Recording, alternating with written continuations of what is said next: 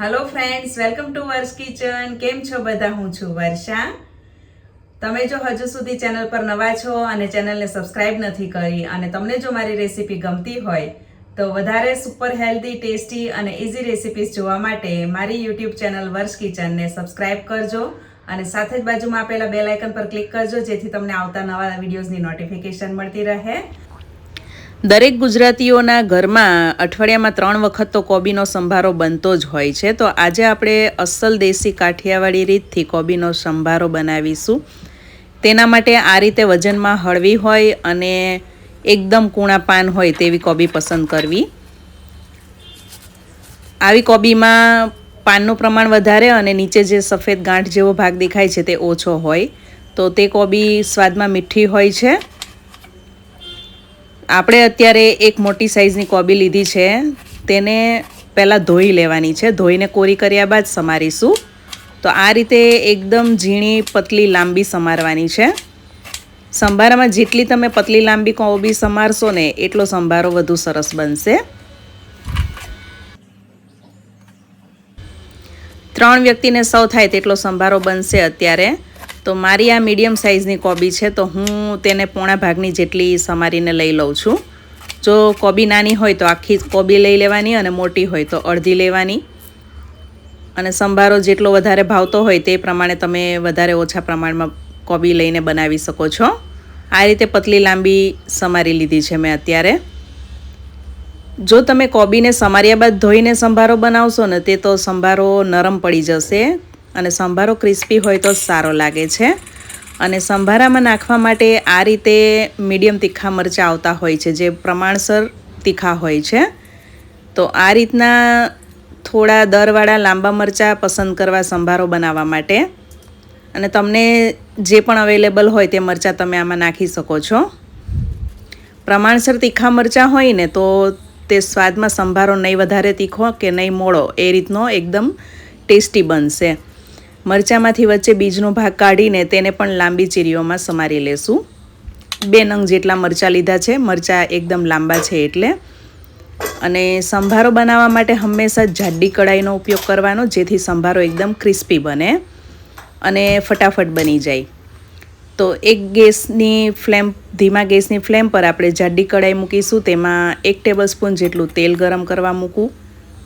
સંભારામાં તેલનું પ્રમાણ એકદમ ઓછું રાખવાનું જેથી કરીને ખાતી વખતે મીઠો લાગે. નહીં તો શું લાગશે, ઓઇલી સંભારો હશે ને બહુ તેલવાળો તો તે સ્વાદમાં જરાય સારો નહીં લાગે અને તેલ ખાતા હોય તેવું લાગશે. તો 1/2 ટીસ્પૂન જેટલી રાઈ અને 8 થી 10 દાણા મેથીના નાખવા વઘારમાં. ચપટી હિંગ અને 2 ચપટી જેટલી હળદર નાખવી. હળદર ઓછી નાખવાની છે જેથી સંભારાનો કલર આછો લીલો પીળો થશે, ખીલીને આવશે કલર. અને જુઓ તમે કોબી આ રીતની કોરી હશે ને તો સંભારો એકદમ ક્રિસ્પી પણ તૈયાર થશે અને સંભારામાંથી પાણી બિલકુલ છૂટું નહીં પડે અને નરમ નહીં પડી જાય. ધીમા ગેસની ફ્લેમ પર જ કોબીને સાંતળવાની છે અને સાથે મરચાં પણ નાખી દીધા છે આપણે. સંભારો બનાવતી વખતે ગેસની ફ્લેમ ફાસ્ટ નથી રાખવાની. સ્વાદ પ્રમાણે નમક નાખવાનું અને નમક પહેલેથી થોડું ઓછું નાખવાનું છે.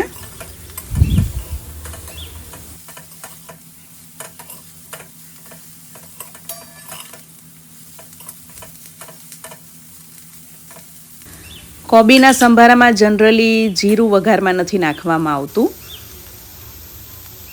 અને ગેસની ફ્લેમ મેં અત્યારે ધીમી જ રાખી છે.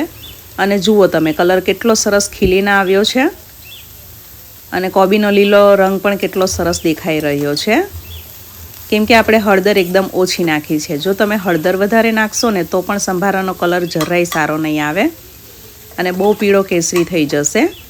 નેચરલી કોબી મરચાંનો ગ્રીન કલર દેખાશે જો ઓછી હળદર નાખશો તો. ગેસની એકદમ ધીમી ફ્લેમ પર આ રીતે ચમચાથી ચલાવતા રહેવાનું છે અને ફેરવતા રહેવાનું છે એટલે બધી સાઈડથી કોબી એકદમ સરસ ક્રિસ્પી કૂક થશે, નરમ નહીં પડી જાય અને તેમ છતાં તે રંધાઈ પણ જશે. એટલે કે એકદમ સરસ કોબી સંતળાઈ જશે.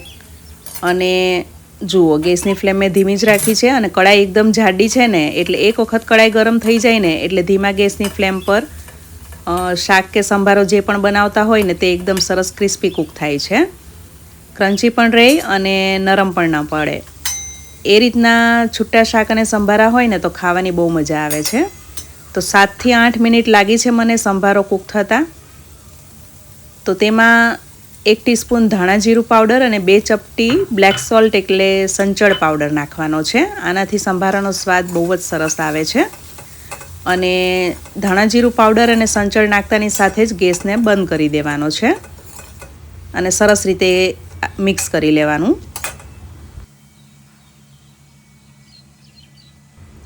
ગેસ બંધ કર્યા બાદ જ આપણે હવે તેમાં ધોઈને કોરી કર્યા બાદ સમારેલી કોથમીર નાખીશું. જો કોથમીર સંભારામાં તમે નાખો ને તો કોથમીર ધોઈને સૂકવેલી હોવી જોઈએ. જો કોથમીર ભીની હશે ને તો પણ સંભારો નરમ પડી જશે અને તેમાંથી પાણી છૂટશે. ઘણા લોકો કમ્પ્લેન કરતા હોય છે કે કોબીના સંભારામાં પાણી થઈ જાય છે. તો તમે પહેલાં કોબી આખી ધોઈને ત્યારબાદ સમારીને સંભારો બનાવશો ને તો તે સંભારો ક્રન્ચી તૈયાર થશે. અને 1 ચમચી જેટલો લીંબુનો રસ નાખવાનો છે છેલ્લે. અને કોથમીર અને લીંબુનો રસ નાખવાથી સંભારાનો સ્વાદ, સુગંધ અને દેખાવ બધું જ વધી જાય છે.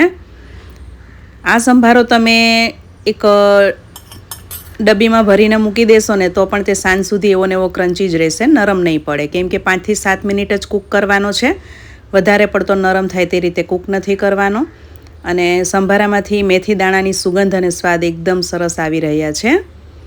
તો તમારામાંથી કોને કોને કોબી મરચાંનો સંભારો ખૂબ જ ભાવે છે અને તમે આ સંભારો શેની સાથે વધુ ખાવાનું પસંદ કરો છો અને તમારા ઘરમાં કેવા પ્રકારનો કોબીનો સંભારો બને છે તે મને કમેન્ટ્સમાં જરૂરથી જણાવજો. પર્સનલી મને કોબી મરચાંનો સંભારો ખૂબ જ પસંદ છે. મને કોબી ગાજર મરચાંનો સંભારો પણ ખૂબ જ ભાવે છે અને આ સંભારો મને દાળ ભાત અને ભાખરી જોડે ખૂબ જ પસંદ છે. તમને જો આ રેસીપી ગમી હોય તો વિડીયોને લાઈક અને શેર કરજો અને ચેનલને સબસ્ક્રાઈબ કરજો. Thanks for watching and stay healthy.